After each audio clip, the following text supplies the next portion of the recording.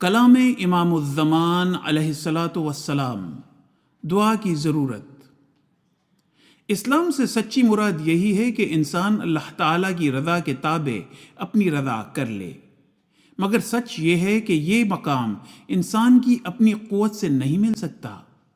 ہاں، اس میں کلام نہیں کہ انسان کا فرض ہے کہ وہ مجاہدات کرے، لیکن اس مقام کے حصول کا اصل اور سچا ذریعہ دعا ہے۔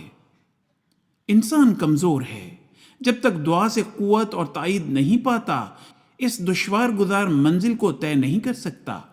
خود اللہ تعالیٰ انسان کی کمزوری اور اس کے ضعف حال کے متعلق ارشاد فرماتا ہے، خلق الانسان ضعیفا، یعنی انسان ضعیف اور کمزور بنایا گیا ہے۔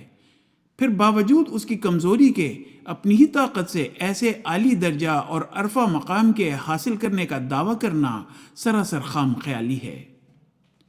اس کے لیے دعا کی بہت بڑی ضرورت ہے۔ دعا ایک زبردست طاقت ہے جس سے بڑے بڑے مشکل کام حل ہو جاتے ہیں اور دشوار گزار منزلوں کو انسان بڑی آسانی سے طے کر لیتا ہے، کیونکہ دعا اس فیض اور قوت کے جذب کرنے والی نالی ہے جو اللہ تعالیٰ سے آتا ہے۔ جو شخص کثرت سے دعاؤں میں لگا رہتا ہے وہ آخر اس فیض کو کھینچ لیتا ہے اور خدا تعالیٰ سے تائید یافتہ ہو کر اپنے مقاصد کو پا لیتا ہے۔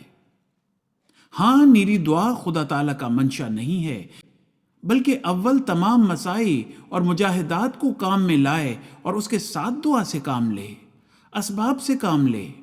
اسباب سے کام نہ لینا اور نری دعا سے کام لینا، یہ آداب الدعا سے ناواقفی اور خدا تعالیٰ کو آزمانا ہے، اور نرے اسباب پر گر رہنا اور دعا کو لاشے محض سمجھنا، یہ دہریت ہے۔